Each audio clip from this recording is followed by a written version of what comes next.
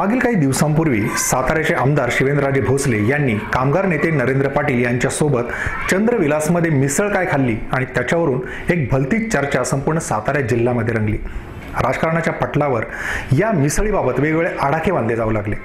मग या मिसळीवरून कशा पद्धतीने राजकारणाची मिसळ होणार यावर देखील चर्चा रंगली।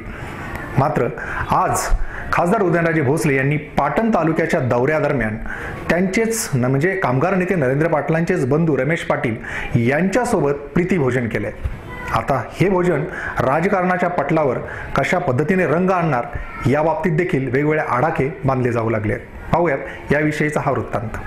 काही दिवसांपूर्वी सातारा शहरात आमदार शिवेंद्रराजे भोसले यांनी चंद्रविलास हॉटेलमध्ये जाऊन कामगार नेते नरेंद्र पाटील यांच्यासोबत मिसळीचा आस्वाद घेतला। म्हटलं तर ही सामान्य घटना, मात्र यावरून राजकीय चर्चा रंगल्या त्या रंगल्याच। नरेंद्र पाटील हे खासदारकीला इच्छुक असल्याचंही बोललं गेलं। मग त्यांना भाजपकडून उमेदवारी मिळणार असेही अंदाज बांधले गेले।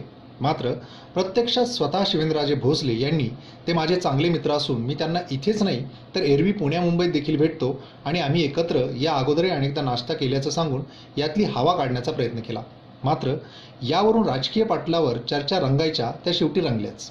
इकडे या मिसळीवरून रंगलेल्या चर्चा कुठे विस्मरणात जातात न जातात तोच खासदार उदयनराजे भोसले यांनी पाटण दौऱ्यादरम्यान कामगार नेते नरेंद्र पाटील यांचे बंधू रमेश पाटील यांच्यासोबत प्रीतिभोजन केल्याने या मिसळीला हा काटशह तर नाही ना अशी चर्चा या दौऱ्यानंतर आता रंगू लागली आहे। एकूणच राजकीय पटलावर या लोकसभेच्या निमित्ताने काय काय हालचाली होत आहेत हे पाहणं औत्सुक्याचं ठरणार आहे।